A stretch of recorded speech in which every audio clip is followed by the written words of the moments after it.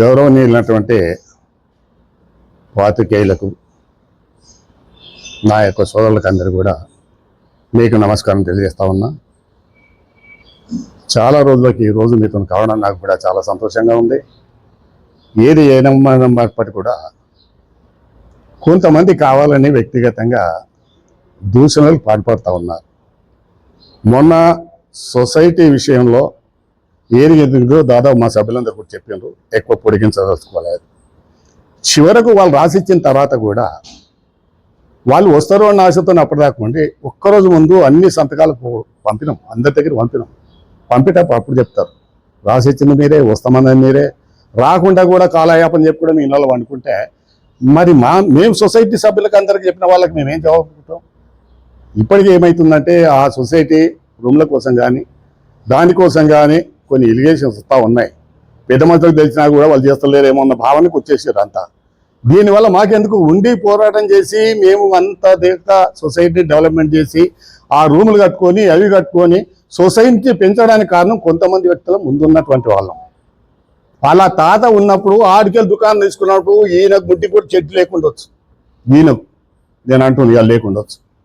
కానీ ఆయన ఇవాళ పోద్దేంగి ఏదో మాట్లాడతాడు, వ్యక్తిగతంగా నాకు అఖిలపక్షం అంటాడు. సార్ అఖిలపక్షం తగ్గతి నేను నీకు కౌంటర్ రేపిస్తా. కానీ ఇక ఇప్పుడు ఎందుకంటే ఒకటి ఆయన భార్య పేరు ఏంటో నాకు తెలియదు, కానీ ఆమె నా కూతురు లాంటిది.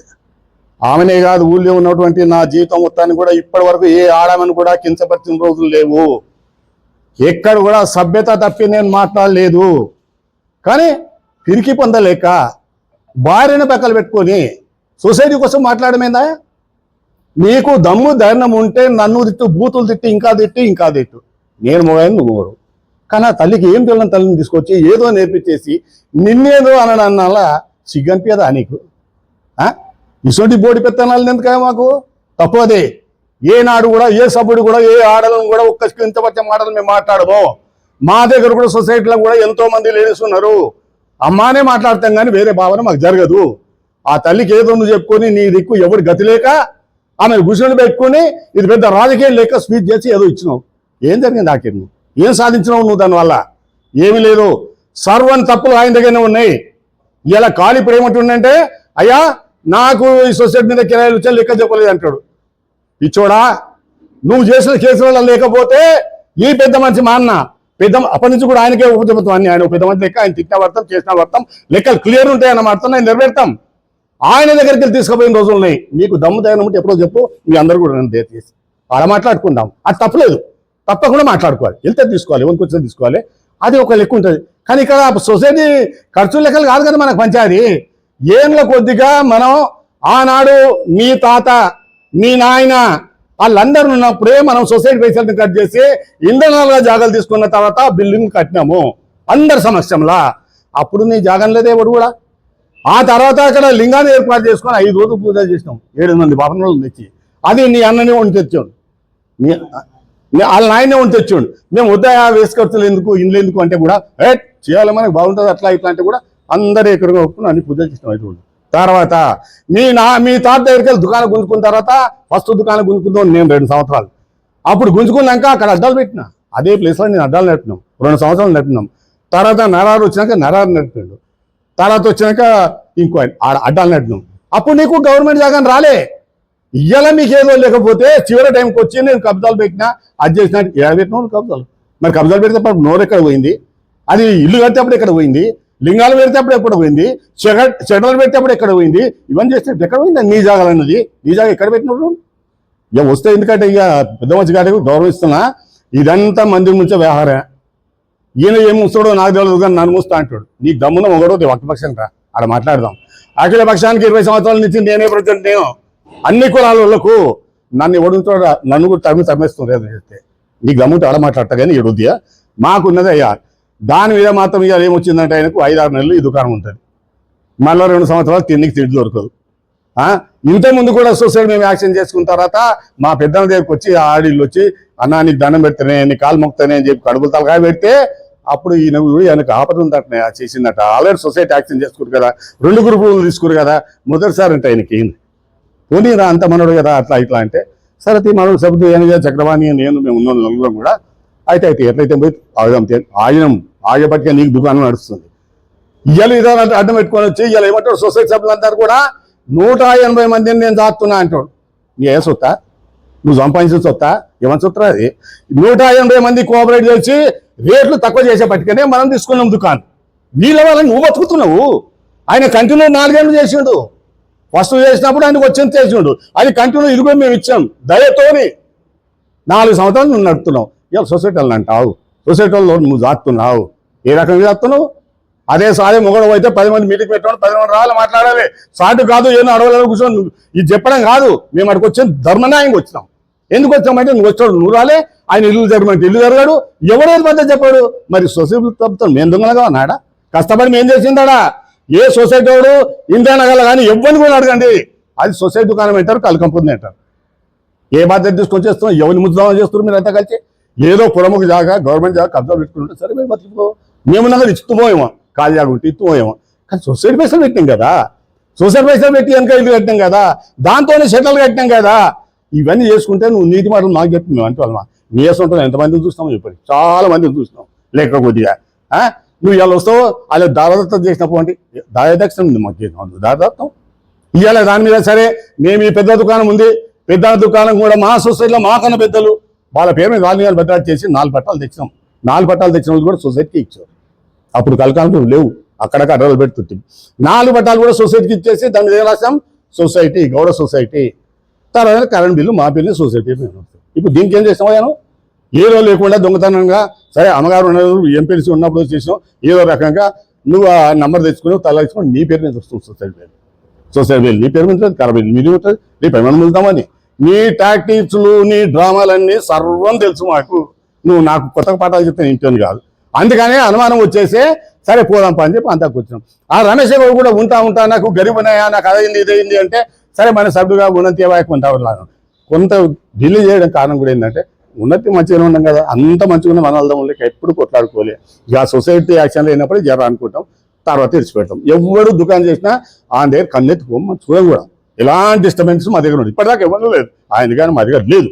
ఆ ఉద్దేశంతో నేను ఆగిపోతే ఈ మధ్య కాలంలో 1 నెల 2 నెలల నుంచి వీనికి ఏమొస్తుందంటే అది ఆల్రెడీ ఒక రిజిస్టర్ చేసుకున్నట్టు వెనకది ఈయన పేరు మీద మీటర్లు పెట్టుకోండు, ఈయన పేరు మీద ట్యాక్సీలు కట్టుకోండు. రేపు పొద్దుగాల నాదేంటే మీరు ఏం చేస్తారు అన్న సవాల్ వచ్చింది. ఇది కూడా నిజంగా ఉండొచ్చు మరి, ఎందుకంటే గవర్నమెంట్ పక్క జాల కన్నా కూడా మున్సిపల్ వాళ్ళు కూడా మీటర్ నెంబర్ ఎవరిని పట్టుకుని హౌస్ నెంబర్ వేసుకుని 5 మంది కరెంట్ ఎవరిని పోతారు, కరెంట్ బిల్ తీసుకుని పెడతారు. అయితే ఉండొచ్చు మరి మాకేమనిపించదా? దాదాపు 180-200 మంది మేము ఉన్నాం, వాళ్ళ కడుపులు కొట్టాలా మేమంతా కలిసి. అందుకని ఉద్దేశంతో మాట్లాడుకొని చేస్తాము. వస్తాం మాట్లాడినావు కాబట్టే పోదాం పంది అని పోయినామయ్యా. పోయిన తర్వాత ఈ కలకంపర్ గారు కూడా నువ్వు పోలేదని కాదు, గవర్నమెంట్ ఇప్పుడు మన వాళ్ళు అన్నట్టుగా గవర్నమెంట్ కూడా కలకంపర్ ఆంధ్ర గురించి అవసరం కూడా లేదు. ఆయనకు దమ్ములేని కూడా ఇంట్లో అనుకుంటా మరి ఇంకేం చేసిన తెలియదు కానీ లేదు. అంతకన్నా లోపలికి ఏడ కూడా జరగలేదు. ఆ దుకాణం ఉన్నది అన్నాక అవసరమైతే నోటీసులు ఇవ్వాలి, చెప్పాలి, కూలగొట్టాలి. అదేం జరగలేడ. కూలగొట్టినాక మరి వైవని చెప్పకపోతే ఎవరు చెప్పాలి? కలకంపర్ నడుతో చెప్తారా మేము పెడతామా? ఎందుకు కూలగొట్టారు? బాధ్యత కల్లా నువ్వు వాడు ఉన్నప్పుడు చెప్పాలి. అన్నా ఇది ఎవడు వచ్చిండే ఇప్పుడు ఆపిండే రేపు రండే మీరంతా కూడా మాట్లాడదామని చెప్పాను. ఎందుకు చెప్పకపోతే అంటే ఆయనకి ఏం తెలిసిందంటే ఈ సొసైటీ అక్కడికి వస్తారు, ఇవ్వకపోతే ఒక మాట అనుకున్నాం, ఇవ్వకపోతే 2 రోజులైనా సరే కలకంపర్ బంద్ చేసేనే మాట్లాడదామని చెప్పాను. అన్నావు ఆ మాట. అది తెలిసిన తర్వాత నువ్వు ఓపెన్ చేసి పెట్టుకోండి, గేటు కనుక తాళం వేస్తే దుకాణం బంద్ అయితే. ఆ దురుద్దేశంతో దోస్తుడు దుర్మార్గుడు గుణాలు పెట్టుకుని ఇవి చెడగంతకు వస్తేనే ఇవన్నీ బుద్ధులు పుడతాయి. ఇది చేసుకొచ్చింది కాబట్టి ఇంతకు ఇంత ఇంత సవాల్ ఒకటే విషయం, నీకు మంచితనంతో చెప్తున్నా రవిగౌడు, మంచితనంతో చెప్తున్నా, సిగ్గు శరం నీకేమైనా ఉంటే నీ షటల్ వెంటనే కాల్ చేయి అంటే పేరు మారవాలి. సొసైటీ దుకాణం అని మున్సిపల్ రా మేము వస్తుంది అంటే పేరు మార్పియాలి. మీ కాకని ఇంట్లోకి వెళ్ళి కాల్ చేపియాలి. 2 పాయింట్. అది కనుక చేయలేకపోతే ఎందుకైనా సరే మీ ఆఖరికి ఎందుకైనా పోతాయి సిద్ధంగా ఉన్నాం. ఎందుకంటే నా కోసం కాదు, ఒకరి కోసం కాదు, సొసైటీ మొత్తం కోసం. ఆ రోజు సొసైటీ కోసం కూడా మొత్తం కొట్లాడి తెచ్చుకొని ఇందాక నిలబెట్టినాం. ముంగట్టు ఉన్న వాళ్ళు పెంచుకుంటా ఇందాక వచ్చి ఉంది కారణం. ఇప్పుడు పరిస్థితులు బాగలేక తక్కువ ఉండొచ్చు, తక్కువ వస్తుండొచ్చు, కానీ మా వాళ్ళని కాపాడుకుంటాం మంచిగా. దాన్ని జడగొట్టేందుకు ఇప్పుడు ఏమంటే ఆయనకి ఇది తెలుసా అది తెలుసా నా ఎంత అందు ఎవడుంది అంట. నిన్న మీటింగ్ నిన్న కావాలంటే మన దగ్గర యూపీలో చూడండి, ఒక్కరా నీ అంట. ఇప్పటికి సవాల్ చేస్తున్నాం, ఎందుకంటే వాళ్ళ పైసలు మేము తింటాను ఎట్లే, వానికి మంది గుట్టలే మేము, ఎవరి పైసలు మేము తింటానుకో. అసంటి దురుద్దేశం పెట్టుకున్నాడు సర్వనాశనం అయిపోతాడు. మొన్న రమేష్ గౌడ్ ఇంట్లో పోయినప్పుడు చెప్పాం, అయ్యా ఇంతమంది సభ్యులంతా ఆడోళ్ళు పిల్లలు మన ఉంచి రాయుడు ఎప్పటి సర్వనాశనం అవుతారా అని చెప్పి రమేష్ భార్య కూడా ఇంట్లో పక్కకు చెప్పిన ఇది నీకు మంచిది కాదు. ఒక ఆయన ఒక పెద్ద మనిషి మీ కొడుకులే ఒకడు అంటాడు ఆయనకు పదంతా పైసలు వచ్చిందే అవి ఏమైనా కావాలంటే ఇస్తామని, ఎవరికి ఇస్తే ఎవడంతా అంతమని చెప్పినాం మేము. ఆ పైసలు తీసుకొని గురుము కట్టి నన్ను బయట ఉంటాడు, ఇజ్జత్ ఉంటుంది, బతికిన రోజు మంచిగా బతారు, ఎలకాలం ఉంటుంది అని చెప్పి చిరుగా చెప్పొచ్చినాం. ఏం లేదు ఇలా మీటింగ్ పెట్టినంటే నేను అనుకున్నట్టుగా 5-6 మంది రావాలంటే ఎందుకు పోయామంటే ఆడొక బోర్డు ఉండే మాకు కమిటీకి, ఏది ఇంద్రానగర్లో బోర్డు ఉండే, సొసైటీ బోర్డు ఉండే. వీనికి ఈ ఆలోచనలు వచ్చి ఉంటే అది కూడా వస్తుంది. ఆడు పీకినా వీక్తాడని ఉద్దేశంతో లేకపోదాం పని అని చెప్పి ఆ వీడియోలు తీస్తే రమ్మని చెప్పినాం. అట్లా మేము దురుద్దేశంతో పెట్టుకోవాలనుకుంటే ఇక వాడేది మేమంటే ఈ అర్ధరాత్రి లేచినా కానీ గట్టగొట్టుకు వస్తున్నాం, అట్లే కాదు. కానీ అట్లా అని అనుకోలేదు, ఎవరు చెప్పొద్దని మేము మాట్లాడుకున్నాం. అయ్యా ఎవరు చెప్పుకుంటారులే, మా కుటుంబ సమస్య మేము మాట్లాడుకుంటాం. ఒకటి మాకు వీడియోస్ కావాలి, తెలవాలి, ఆయనకు ఇంటి మీదకి వచ్చిన భయం పుట్టుకుంటుంది కదా, ఇది ఎప్పటికైనా డిస్పెక్టర్ అని చెప్పి అది తెలవాలన్న ఉద్దేశంతో చేసినాం. కానీ పల్లెత్తు మాట కూడా ఎవరిని అడగలే, ఎవరిని అనలే. వాళ్ళ ఇంట్లో పోతే కూడా మాట్లాడినాం, ఆయన కూడా చెప్పినా, వాళ్ళ భార్య కూడా అన్నాను. సరే మాట్లాడదాం ఇప్పుడు కూడా మాట్లాడదాం.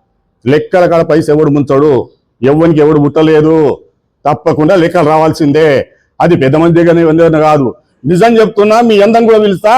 ఆ రోజు అలాగే పైసలు కూడా మా సొసైటీ మొత్తం తెలకుండా నువ్వు వాడుకున్నావు దొంగవు. నీకు లేక నీ కేసులు అయితే అన్న దగ్గర పోయి కాలు గడుపులు ముక్తే 2-3 లక్షలు వాడుకున్నాడు నువ్వురా. అందరు కూడా సభ్యులకు చెప్పకుండా మేము స్టేనింగ్ కమిటీ ఉంటాం, మాకు 10 మంది. సరే ఆపద పడేది మన కేసులు సరే కొన్ని ఏం చేస్తామని విడిచిపెట్టినాం, అందరూ సమాధానించుకుంటాం. ఈవేళ మేము చేసుకుంటూ వస్తే ఇవాళ లేని కొన్ని అని వేసుకుంటా మమ్మల్ని నాను అనేది, మమ్మల్ని నా దొంగనంటావు.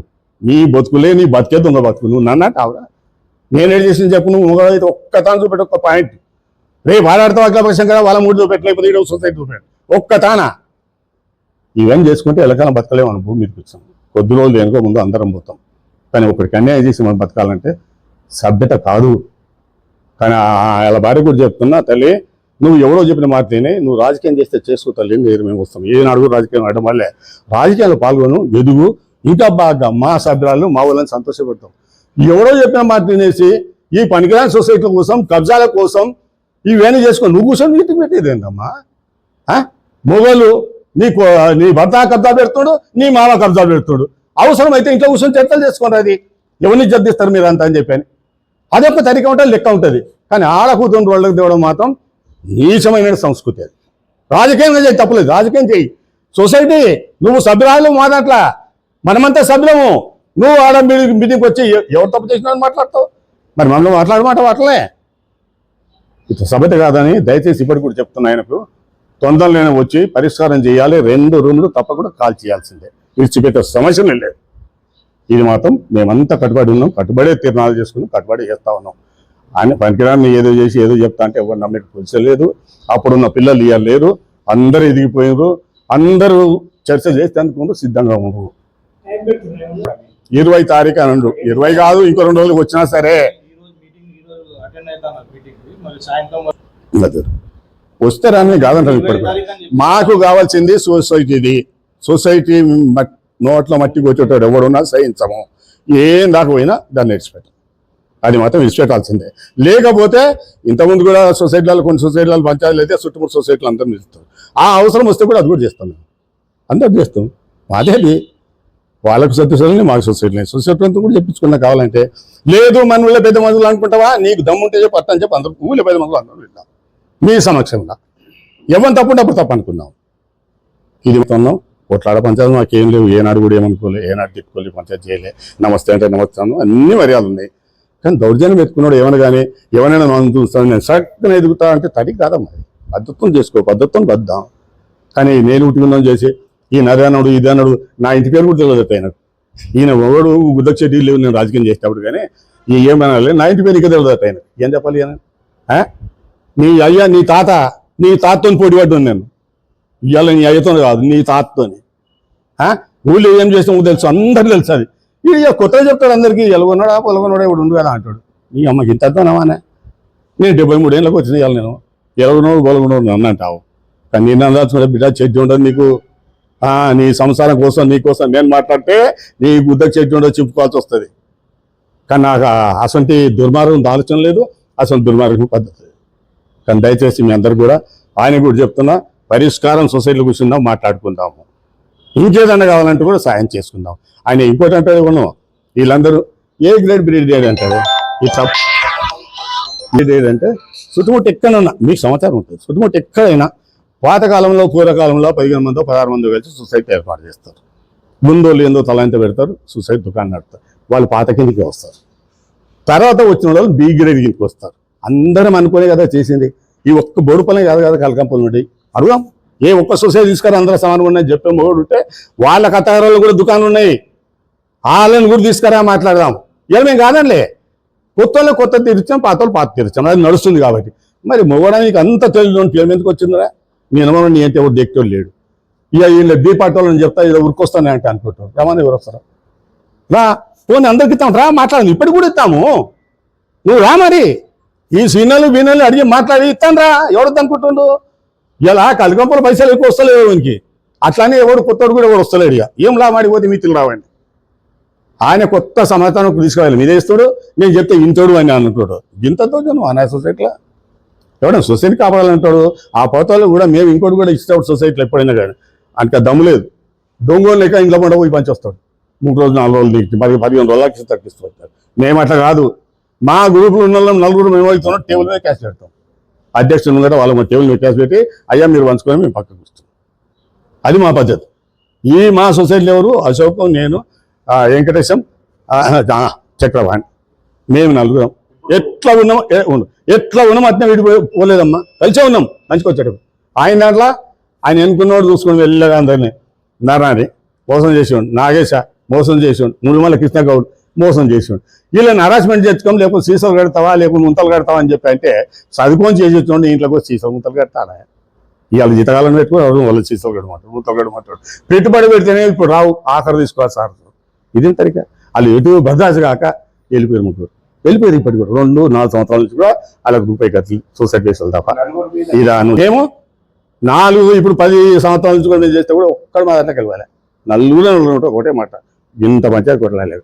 ఎవడు ముచ్చుంటా సొసైటీ? నవ్వుతావు, నువ్వు ముచ్చినావు, మేము ముచ్చలే. ఇవాళ నువ్వు ఒక్కడో బతుకుతున్నావు, మేము బతకలేము. అట్లా ఎన్న మాటలు నీకు దమ్ములు ఎన్న చెప్తావు చెప్పు, ఏది చేసి సొసైటీ అని.